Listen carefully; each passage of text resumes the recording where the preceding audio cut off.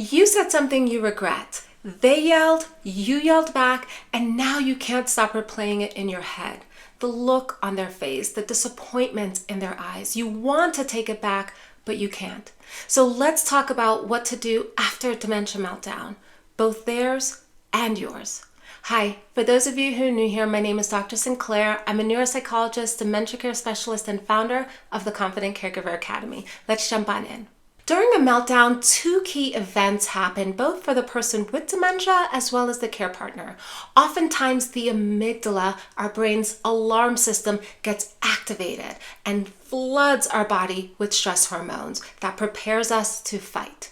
The prefrontal cortex, the part of the brain that typically calms our emotions, regulates our emotions, calms our impulses, as well as helps us to problem solve, that goes offline.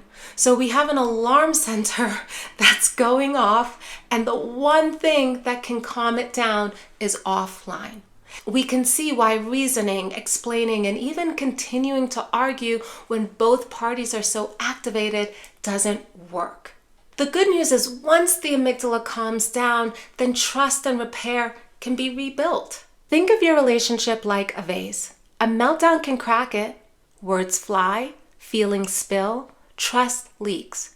But when you repair it with warmth, safety, and compassion afterward, those cracks become filled with gold, stronger than before, just like Japanese kintsugi. Why meltdowns happen and why they feel so personal.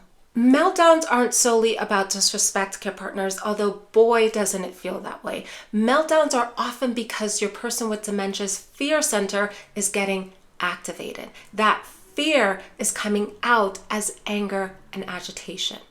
When your person with dementia overreacts or yells at you, care partner, then that triggers your amygdala. That's why it's so hard to stay calm even when you know you should. It's not about willpower, it's about your nervous system responding to their nervous system. Understanding this, I hope, removes the shame. It's not about being perfect, it's about learning how to recover faster. If this is hitting home, care partners, if you have ever cried, yelled, and then felt guilty afterward, then please go ahead and hit the like and subscribe button. It allows YouTube to send this out to care partners who are equally struggling in this way. Now let's move on to what to do to repair after a meltdown.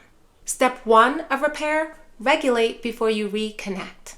After a meltdown, we often rush to fix it, to explain, to apologize, to reason. But the first step isn't words, it's regulation.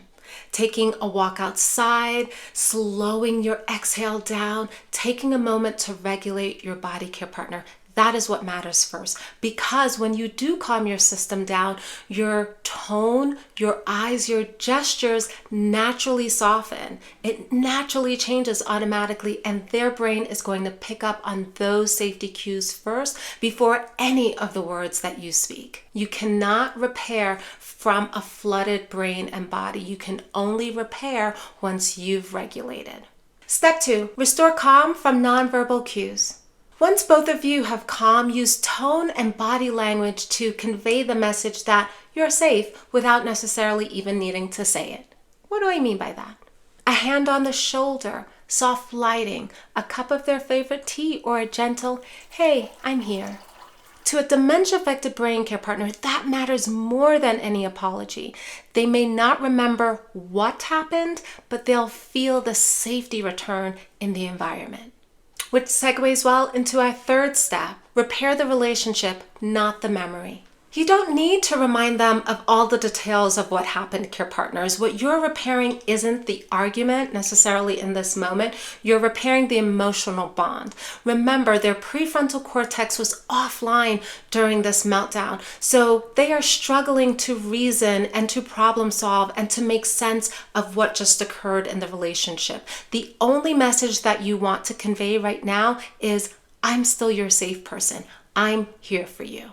One of the most powerful phrases after a meltdown is, "We're okay now."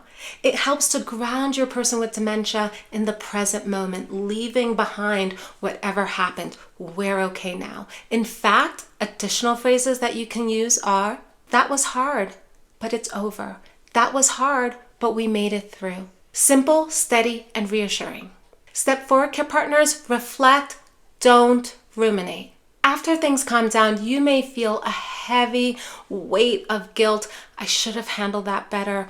I'm the one who doesn't have dementia. Why did I say that? Etc., etc. I hear this guilt from my care partners all the time. And to that I say, please give yourself grace. You are handling this all for the first time. After a while, your nervous system is going to respond to their nervous system. I'm not excusing the behavior, but I'm giving you this education so that you can remind yourself that it's a skill you have to learn. And the way that you're going to learn that skill, care partners, is to reflect after these meltdowns. Here are some questions that you can ask yourself for that introspection. What was the trigger? Why did I react so strongly? What was it about what they did or said that sent me off?